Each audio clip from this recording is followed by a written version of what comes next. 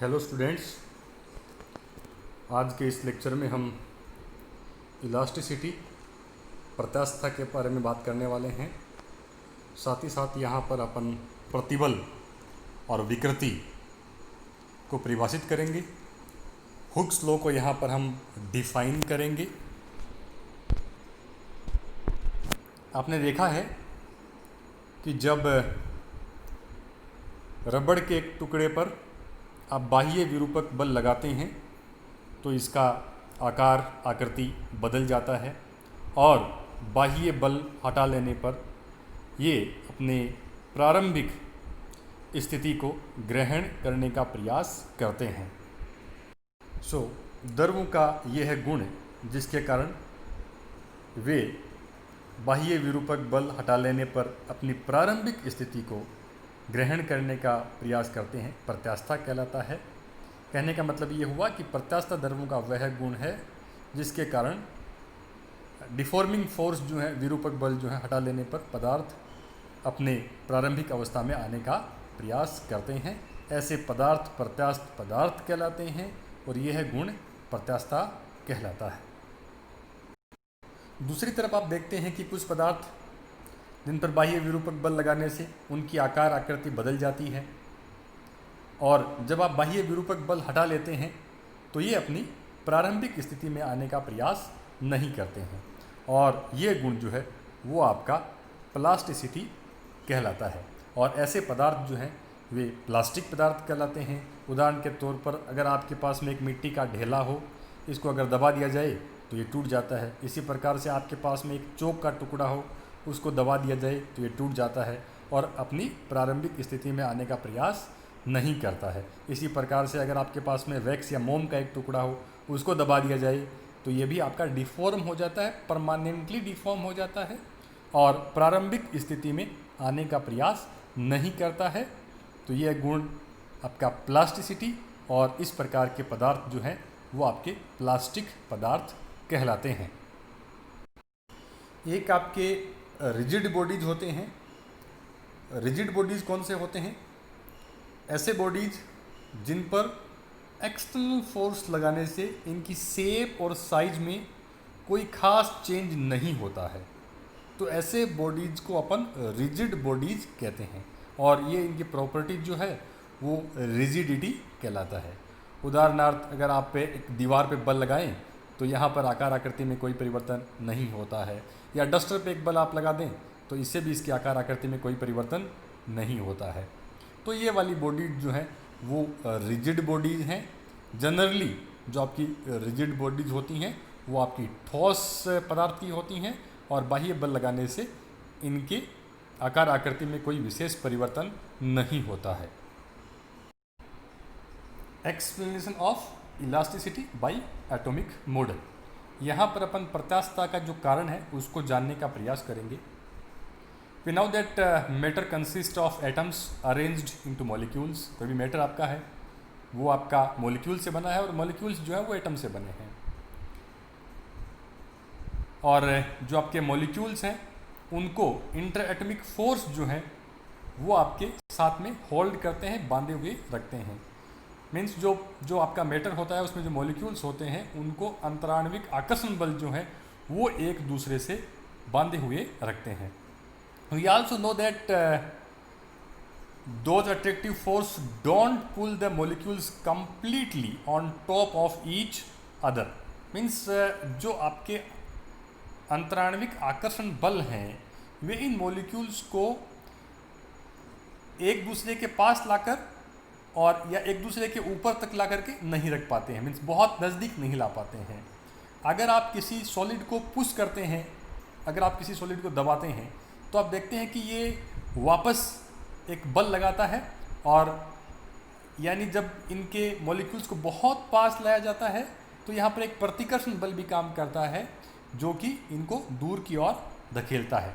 तो अगर अपन बहुत क्वांटम मैकेनिक्स की और इन सब बातों की, इन सब चीज़ों के बारे में बात नहीं भी करें तो भी यहाँ पर एक अजम्पशन अपन लगा सकते हैं कि अगर आपका एक सॉलिड है और सॉलिड अगर आपका ओरिजिनल लेंथ में है तो उसकी एक फिक्स शेप है, जैसे ही इस पे आप बाह्य बल लगाते हैं तो इसका आकार बढ़ जाता है, जैसा रबड़ के लिए होता है। और अब यहाँ पर एक आकर्षण बल काम करता है जो कि इस ठोस को प्रारंभिक स्थिति में लाने का प्रयास करता है। कहने का मतलब ये हुआ कि जब अंतराण्विक दूरी बढ़ा दी जाती है तो एक आकर्षण बल काम करता है जो कि इसे प्रारंभिक स्थिति में लाने का प्रयास करता है। ठीक इसी प्रकार से if you try to push molecules in solid together they repel each other.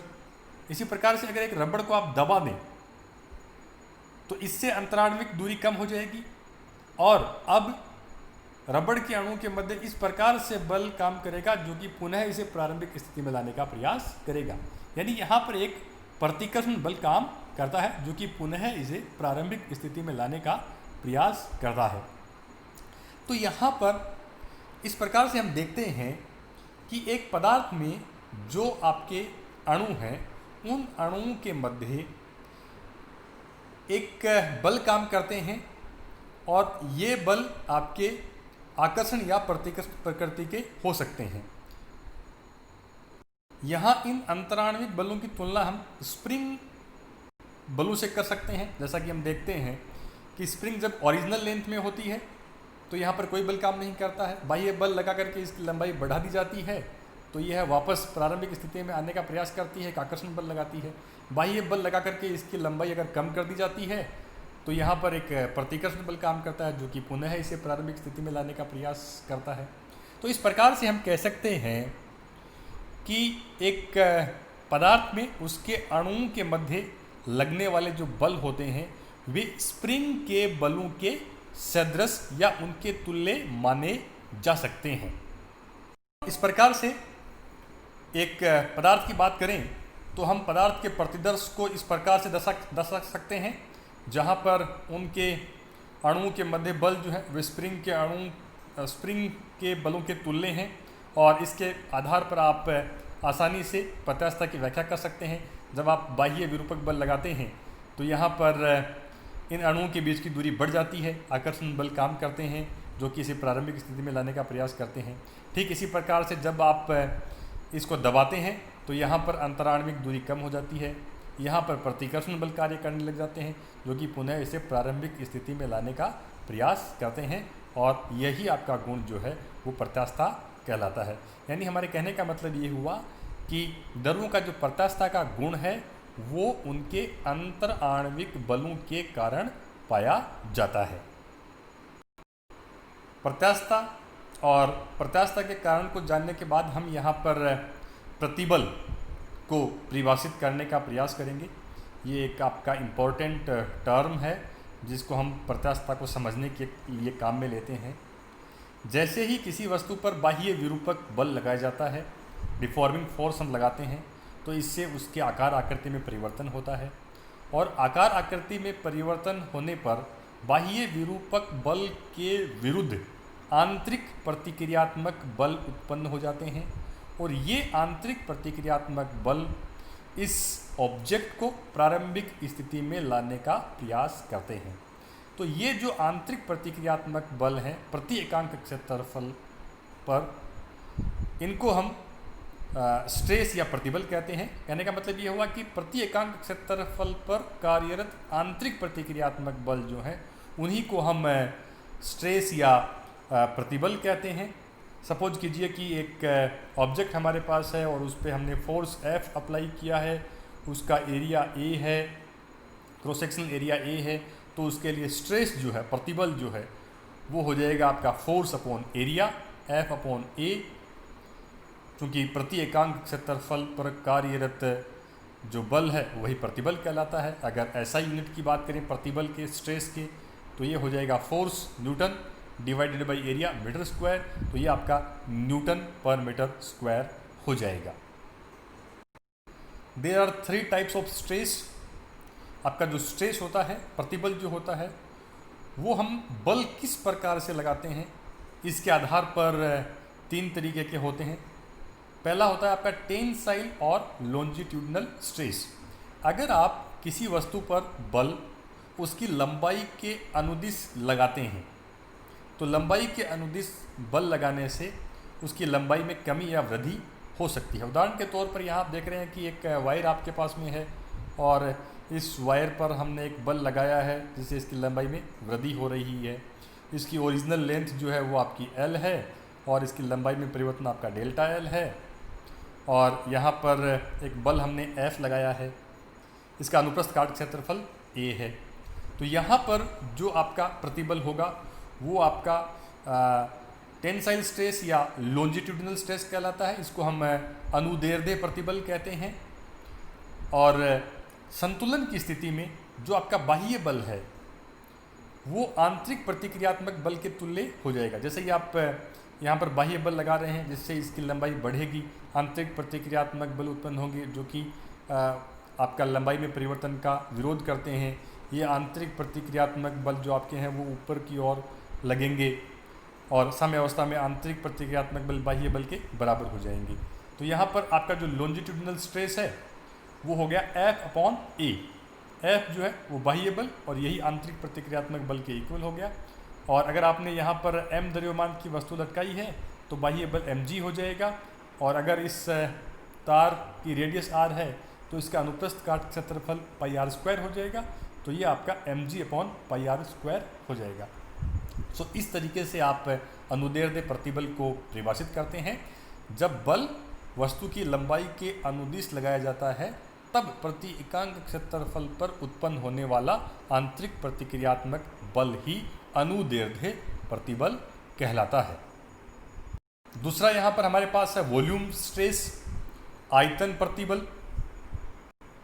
जब हम किसी वस्तु की सतह के लंबवत बल लगाते हैं तो इसके आयतन में कमी या वृद्धि हो सकती है। उदाहरण के तौर पर यहाँ आप देख रहे हैं कि हमने एक बाह्य बल F सतह के लंबवत लगाया है जिससे इसका प्रारंभिक आयतन V था और यह अब घट करके V-dV हो गया है।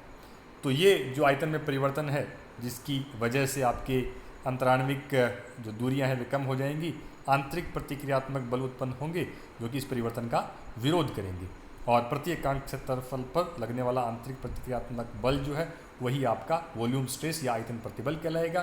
तो यहाँ पर सपोज कीजिए कि इसका एरिया A है और हमने एक फोर्स F लगाया है तो यहाँ पर आयतन प्रतिबल जो है वो हो जाएगा F/A।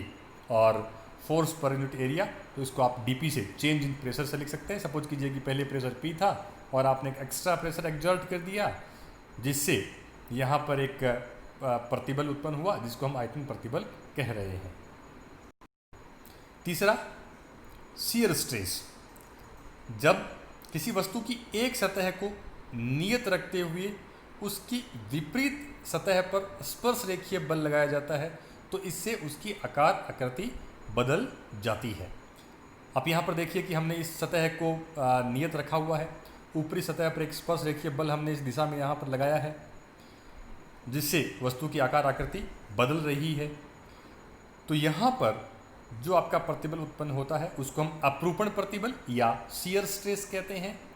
और ये जो शियर स्ट्रेस हो जाएगा, सपोज कीजिए कि आपने फोर्स यहाँ पर F लगाया है, इसका एरिया A है, तो ये आपका टेंजेंशियल फोर्स जो आपने अप्लाई किया और अपॉन एरिया ये आपका शियर स्ट्रेस हो जाएगा। Shear stress is equals to tangential force divided by area, तो ये आपका F/A के इक्वल हो जाएगा। ये स्पर्श रेखीय बल लगाने से आंतरिक प्रतिक्रियात्मक बल उत्पन्न होंगे और साम्यावस्था की स्थिति में आंतरिक प्रतिक्रियात्मक बल इस बाह्य बल के तुल्य होंगे।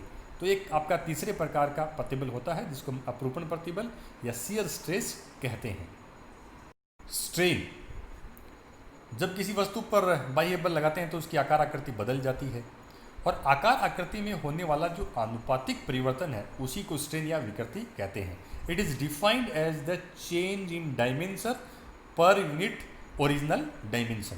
Means strain is change in dimension divided by original dimension. आकार आकृति में होने वाला जो आनुपातिक परिवर्तन है वही आपका विकृति कहलाता है।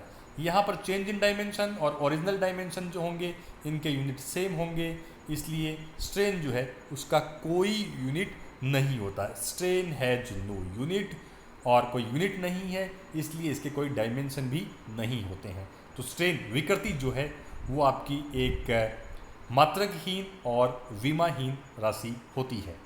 जिस तरीके से हम देख चुके हैं कि आपके बल लगाने के तरीके के आधार पर प्रतिबल 3 प्रकार के होते हैं। तो आपकी विकृतियाँ भी ठीक उसी प्रकार से 3 प्रकार की होती हैं। There are 3 types of strain. पहला टेंसाइल और लॉन्जिट्यूडिनल स्ट्रेन।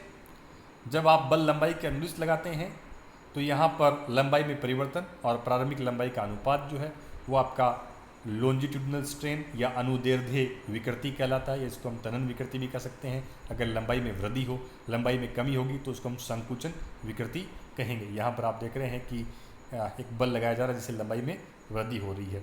दूसरी स्थिति में आप देख रहे हैं कि एक बल लगाया जा रहा है जिससे लंबाई में कमी हो रही है। तो लंबाई में जब वृद्धि होगी तो ये तनन विकृति हो जाएगा, और लंबाई में जब कमी होगी तो ये संकुचन विकृति हो जाएगा। तो आपका जो लॉन्जिट्यूडिनल स्ट्रेन है वो change in length small L divided by original length L. आपका जो लंबाई में होने वाला परिवर्तन और प्रारंभिक लंबाई का अनुपात जो है वही अनुदैर्ध्य विकृति कहलाता है। Volume strain. The change in volume per unit original volume of a body is known as volume strain. यानी वॉल्यूम स्ट्रेन जो है वो आयतन में परिवर्तन और प्रारंभिक आयतन का आपका अनुपात हो जाएगा, तो इसको अपन आयतन विकृति कहते हैं। यहाँ पर बल जो है वह है आपका सतह के लंबवत लगाया जाता है। आपका है शियर स्ट्रेन, अपरूपण विकृति।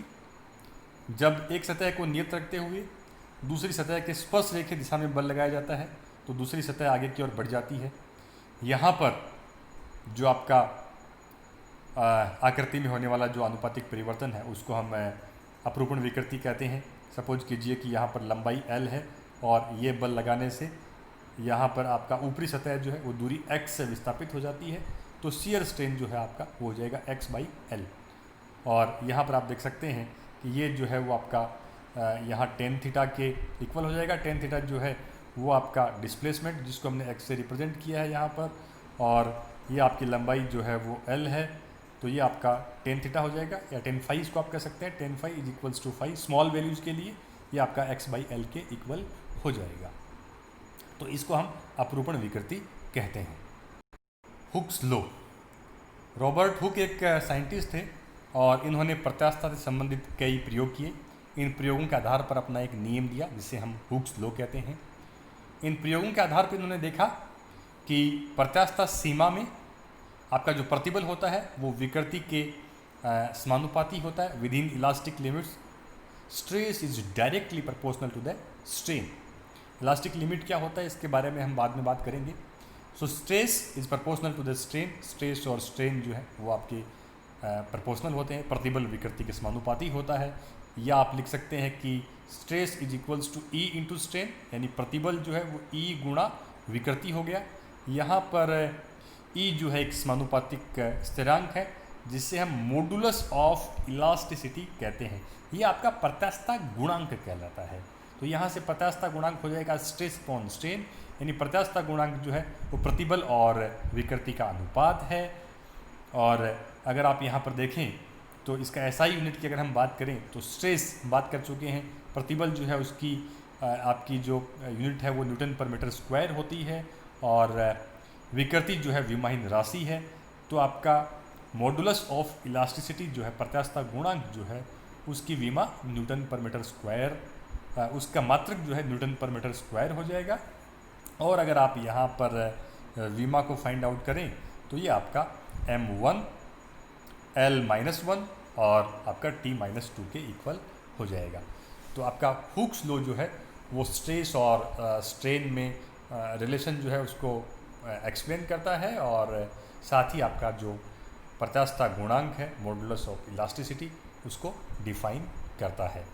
यहाँ पर हमने देखा कि हमारे पास 3 तरीके के ही प्रतिबल होते हैं, तो 3 तरीके की ही विकृतियाँ हैं, और प्रतिबल और विकृति का अनुपात प्रत्यास्थता गुणांक कहलाता है। तो यहाँ पर आपके पास में 3 तरीके के ही प्रत्यास्थता गुणांक होते हैं जिनके बारे में हम विस्तार से बात करेंगे।